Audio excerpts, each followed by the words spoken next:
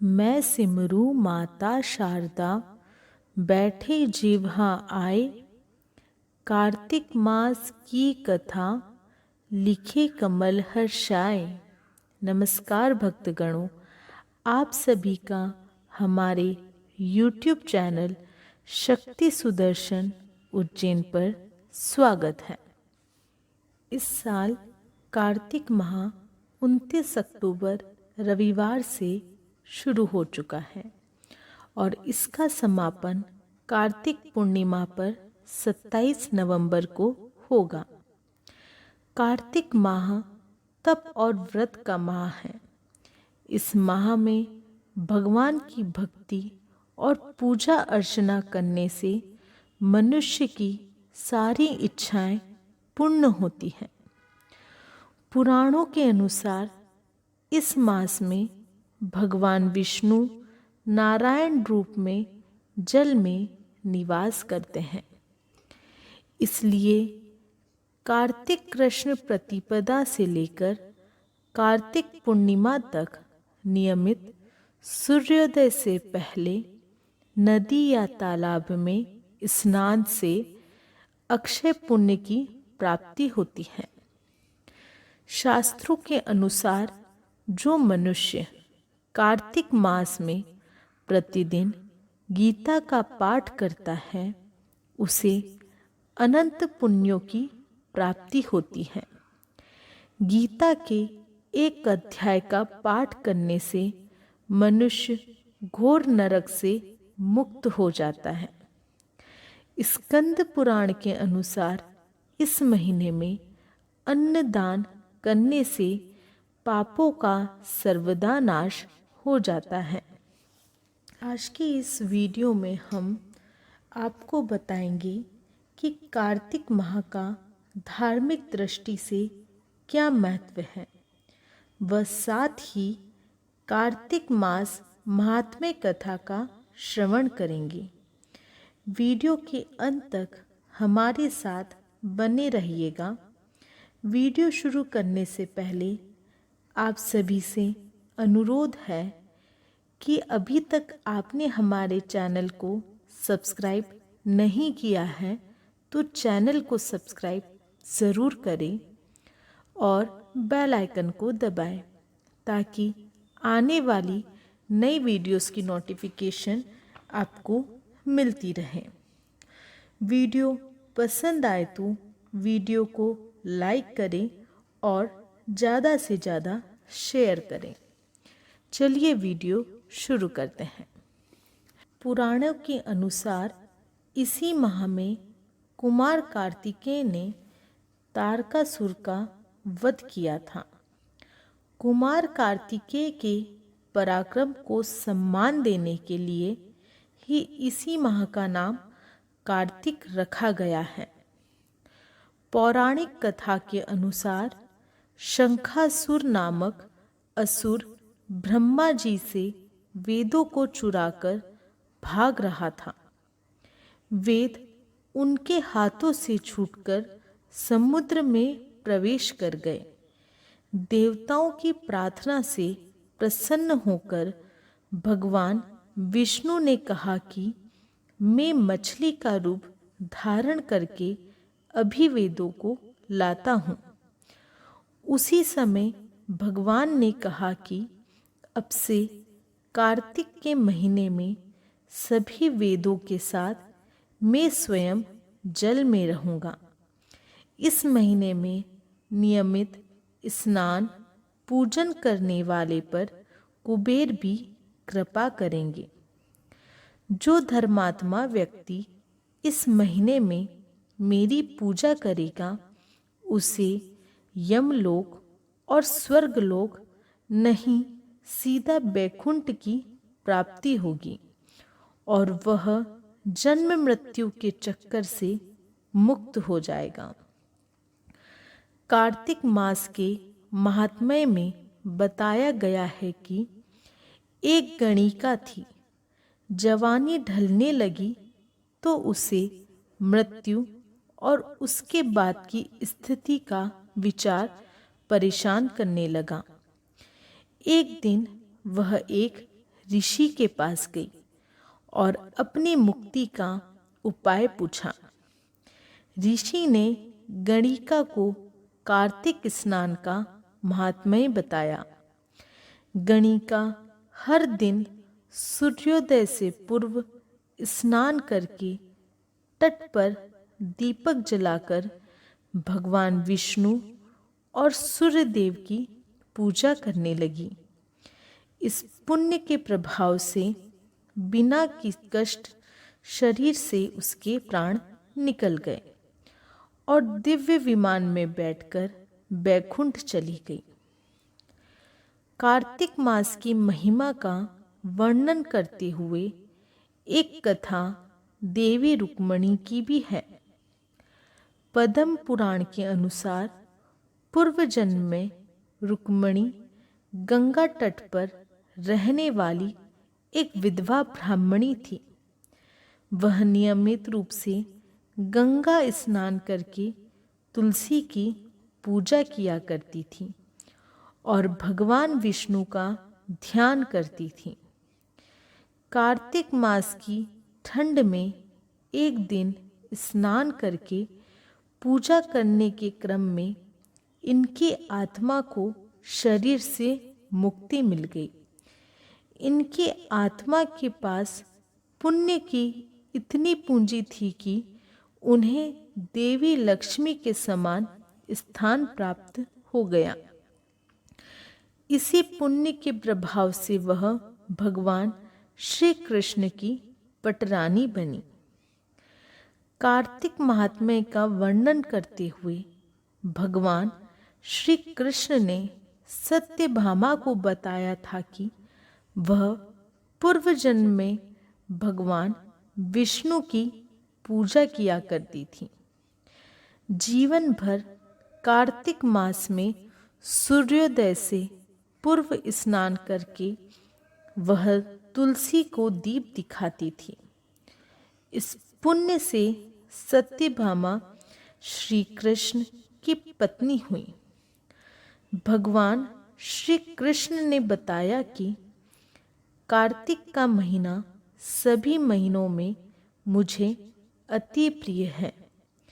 जो भी व्यक्ति इस महीने में अन्नदान, दीपदान करता है उस पर कुबेर महाराज की कृपा होती है।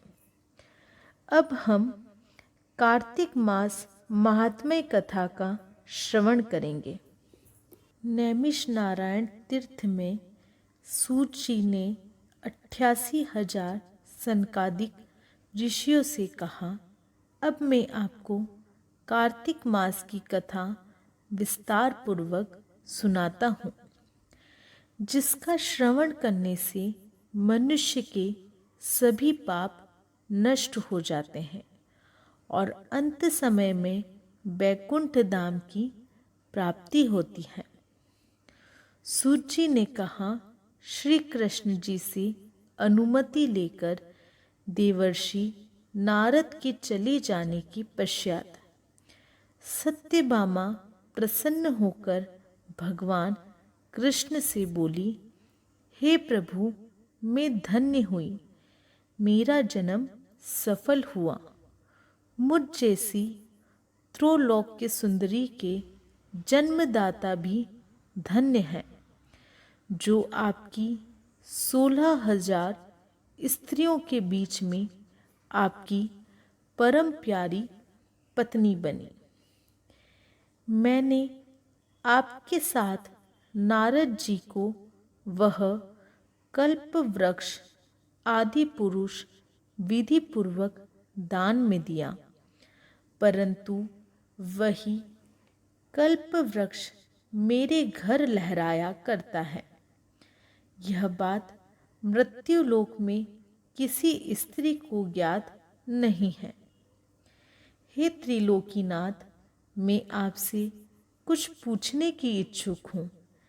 आप मुझे कृपया कार्तिक महात्म्य की कथा विस्तार पूर्वक सुनाइए, जिसको सुनकर मेरा हित हो और जिसके करने से कल्प पर्यंत भी आप मुझसे विमुख न हो।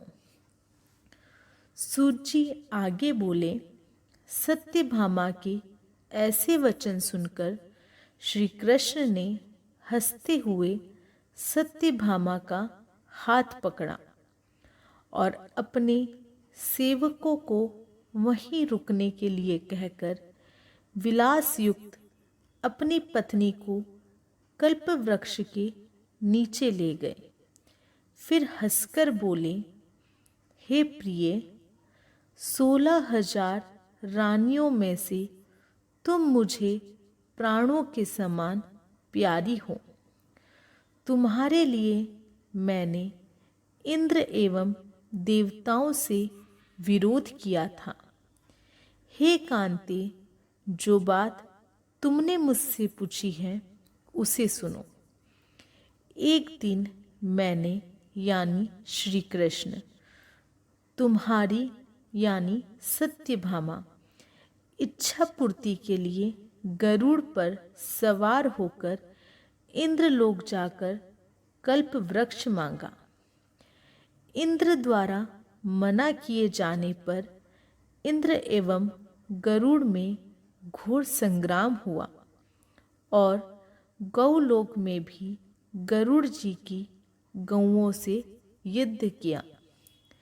गरुड़ की चोंच से उनके कान एवं पूंछ कटकर गिरने लगे, जिससे 3 वस्तुएं उत्पन्न हुईं।